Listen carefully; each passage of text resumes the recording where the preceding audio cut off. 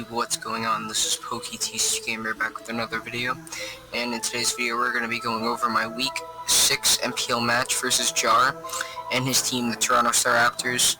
As you guys know, we are coming off our first loss of the season last week to Adam the Bee's Knees. If you have not seen that video, I'll link it down below in the description. Very unfortunate game, but as I already spoiled, it was my first loss of the season. Definitely haxy, had the game in hand, but we had to move on, and now we have a tough opponent, Jarr. He's a very good battler. He's in other leagues, like the GPC. He is having a bit of a rough season. He's 2-3, but he's definitely still in playoff contention, as he just came off a win versus Aster, another very good battler in our division. So definitely did not take this prep any lightly. Even though we are pretty set for playoffs, we are still in first even after that loss, and I'm pretty confident even if we lost our last two games, we would still end up with a playoff spot. But anyways, let's just get into the teams that we each have. He has Megalodios, a very big threat. Weeva, one of his Zmons, Zoomeril. Entei, his second Zmon, Cobalion, his third Zmon. Then he gets into a lot of his defensive stuff with Blastoise, Uxie, Gorgeist, Powdon, then he has Magneton, Umbreon, and Golbat. So you guys are going to see, we see a very offensive team. He did not bring any of his bulk. And in the back of my mind, I kind of thought that since my matchup, because of all the offensive things I have, it's tough for his bulk to wall everything or be effective. So this offensive team definitely does make sense. Looking at it, definitely expected Belly Drum, Azumarill, maybe Z-Move Weavile, with possibly Calm Mind, Shadow Ball, Megalodios, Rocks, Cobalion, maybe Banded Entei that had a decent matchup, even though I do have a Slowbro and a Quillfish. And probably I was expecting Scarf or Specs Magneton. So right here, you guys are going to see we have brought our Mega Gardevoir, which is definitely once again, always shoutouts to Bird for doing the edits on my videos, but shoutouts to Zazo and Matty Brolic, two great NPL Majors battlers, we kind of talk back and forth about the team that I built. This Gardevoir set, the spread was me and Zazo made this. It is designed to take a Megalodios Shadow Ball after Rocks, take 2. And we have Wish Protect, Psychic, and Hyper Voice. Originally I had Calm Mind, but as you guys can see, a lot of his team is physical attackers, and Calm Mind really didn't do much. And Hyper Voice and Psychic just hit his team very hard, other than the Magneton. So next up we have Quillfish, rocking the Rocky Helmet because he has an Azumarill and a Weavile, which will just knock off my item, and I'd rather just get Chip. And it's carrying Toxic Spikes, Poison Jab, Waterfall, and Toxic.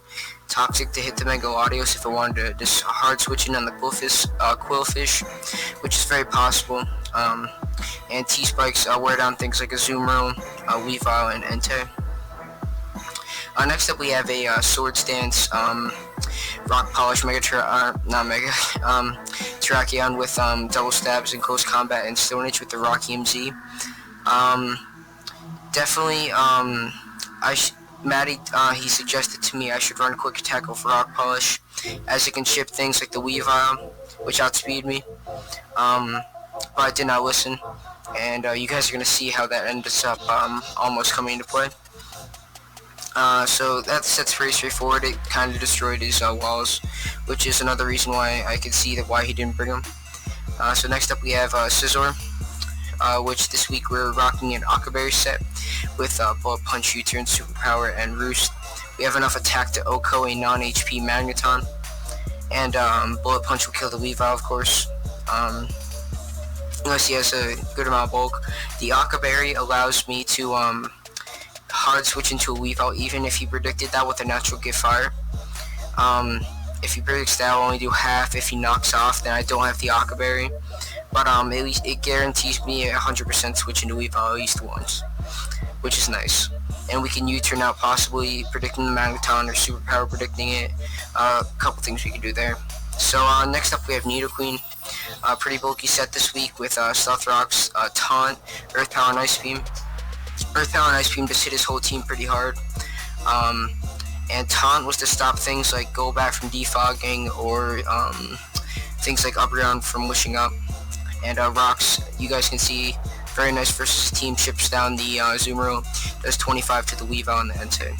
And last up we have Specs, Swallow, which is another mon I considered running Quick Attack on. I actually had it about an hour before the game. I changed Heat Wave to Quick Attack, but I changed it back. I have U-Turn, Boom Burst, and Hidden Power Ground. And looking at his team, guys, you can see that's pretty much all I need. Hidden Power Ground and Earth Power are both 2 Chaos on Cobalion. I didn't really need Heat Wave, and Hidden Power Ground is more to Magneton, and Boom Burst hits everything else. So yeah, not having Quick Attack on the Terrakion or the Swallow definitely could have came into play, but you guys are going to see how that plays out. So I think that's pretty much it. I'm just going to start the game. As we lead off with Swallow, reason being he doesn't have anything to outspeed me unless it's the Magneton. And unless it's Scarf Magneton or a Speed Type with Weavile, and I could possibly get a big hit off turn 1. But he leads off with the Azumarill, so I just decided to hard switch out into my Quillfish. As you guys are going to see right here, he actually just doubles right into his Magneton. So right off the bat, we're not in a good position. So I just go hard into my Nidoqueen. I didn't think he would overpredict turn 1. I think he would just Volt Switch. As you guys are going to see, he does. So now I'm just going to set up my Rocks as he goes into his Latios. So I was looking at his team and how much he doesn't like hazards from things like Quillfish and Nidoqueen. Definitely expected this to be defogged. But if he defogged, that would be fine. I just went hard into my guard. I can get off a Mega.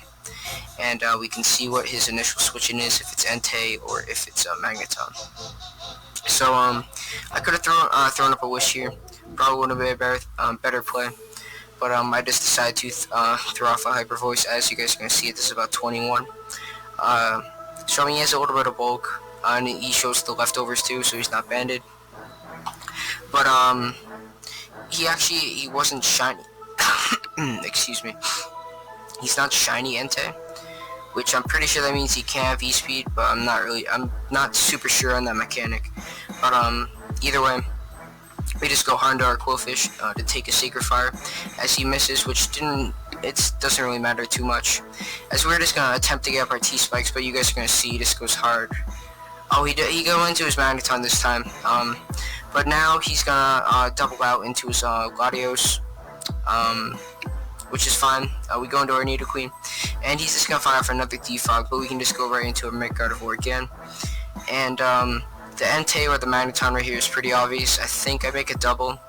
I might not. I might just fire off a Psychic.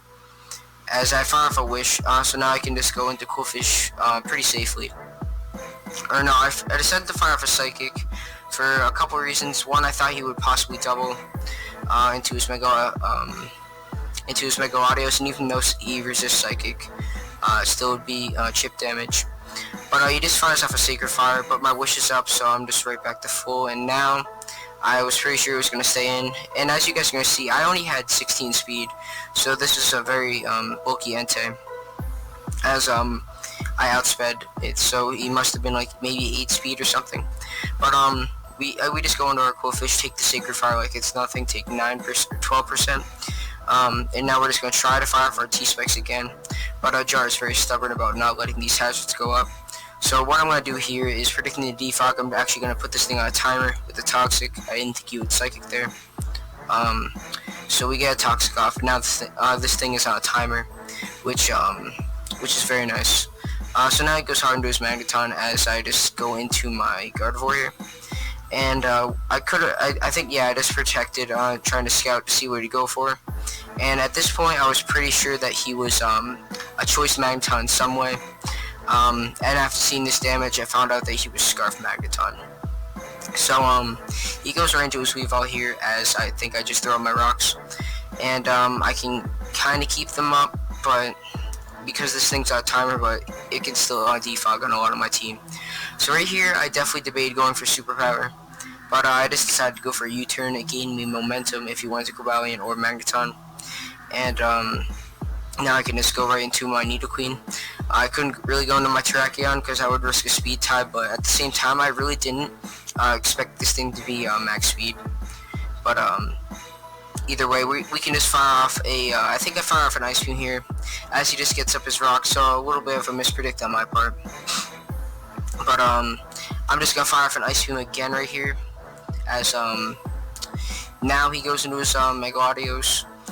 So we get a very nice amount of damage as we are Life Orb, Sheer Force. So that does a lot, and I think we just throw up our rocks on his no, he just defogs as we don't throw up our rocks, but we just go into our guard as he defogs and dies. So that kill goes to Qwilfish. I don't think I actually mentioned that I picked this up, like, this was the last week of free agency, and Luxray was this dead weight to my team, and I really like the utility Qwilfish gives me with hazards. But right here, I make a pretty big misplay, I would say, because right here you guys are going to see, if I had stayed in Hyper Voice, this Azumarill wouldn't have been a problem, and I really didn't need my Gardevoir anymore as that died. So I should have fired off Hyper Voice right here, but I didn't. As you guys are going to see, he actually subbed. So if we Hyper Voiced, and then he subbed, then he would have been in a very bad position, but that's not what happens. But you guys are going to see I Poison Jab, I break it, and he actually belly drums, and he gets, he doesn't get his Salak Berry because of he EV'd his HP. Very unfortunate. I do have the Rocky Helmet, so I'm going to be able to take a, I wouldn't have been able to take a knockoff, but I would have been able to get 16 off. And if I had Quick Attack on Terrakion or Swellow, the game would have been over. Or it wouldn't have been over, I would have been able to revenge it, but I did not, which was very unfortunate. But also, if I stayed in with my Gardevoir, I also would have been in a very good spot. I really did not need my Gardevoir. I should have stayed in with it. But that's not to take away from Jarr's prep. He prepped amazingly, and he should have won right there. I'm just disappointed in the way that I played that. I should have stayed in, and the way that I prepped in the way that I didn't bring Quick Attack on either of Terrakion or Swallow. So I'm just going to be able to take it out because he did not get the Salak Berry. And you guys can see he gets it now. As Qwilfish actually gets the second kill in its first game, which is pretty cool. So he goes into his Weavile here, as I think I sack. No, I didn't, because I could still come in and intimidate again. So right here you guys are going to see knockoff does 31.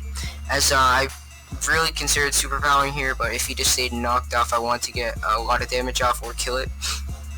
So but he does just go hard into his Magneton, so if I superpowered I would have been in a good spot, but I did not. But it's okay, we can just sack this off to the Magneton as he just goes for a Volt Switch, which is a very good play on his part. If he actually, if he HP fired, I would have won the game right there with Terrakion by just setting up a Rock Polish, but that did not happen, which is fine. He makes the smart play. So, go into our Weavile, or he goes into his Weavile as I go into my guard, knowing I can lift any hit, and even if I stayed in with my guard on the Azumarill, I wouldn't have had it as high of health versus this Weavile, but I really didn't need my guard as I still had other ways to take out this Weavile in the form of Terrakion and the form of Qwilfish. So we do just Hyper Voice though, kill the Weavile. If he flinched me, that would have been very unfortunate.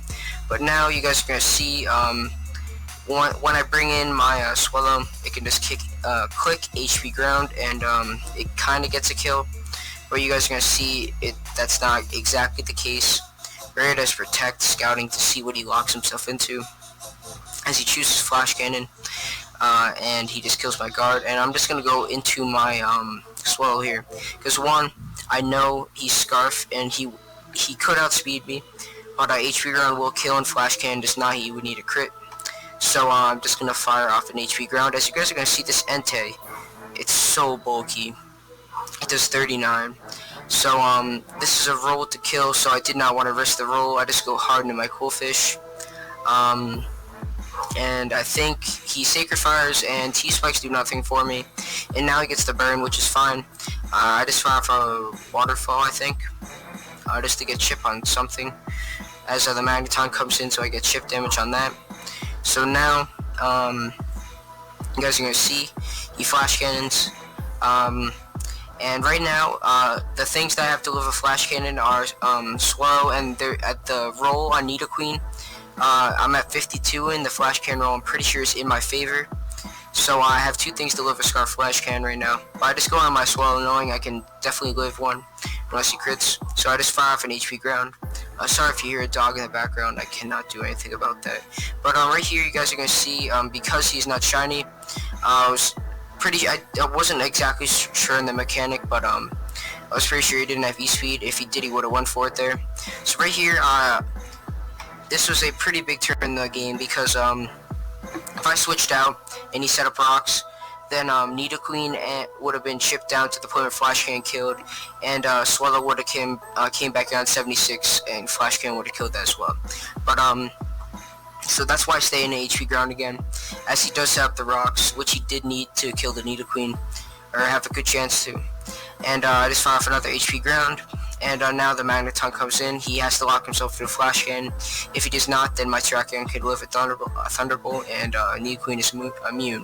But you guys are going to see he actually mis-EV'd his Magneton, so he was Scarf, and Flash Cannon did not kill me. But he could have got a crit, but he mis-EV'd that as well. He did not make it outspeed the Swallow. And that's going to be the game, guys. We are playing Keegan in our last game of the season. Going to be a very good game. We already clinched playoffs, which is very nice. And definitely sorry to Jarr about that misprep. He played amazingly. I already talked to him about this game. Definitely, he played amazing. He played and prepped well. It was just unfortunate to miss EV. But that's going to be the game, guys. I'll see you guys next time. Peace out.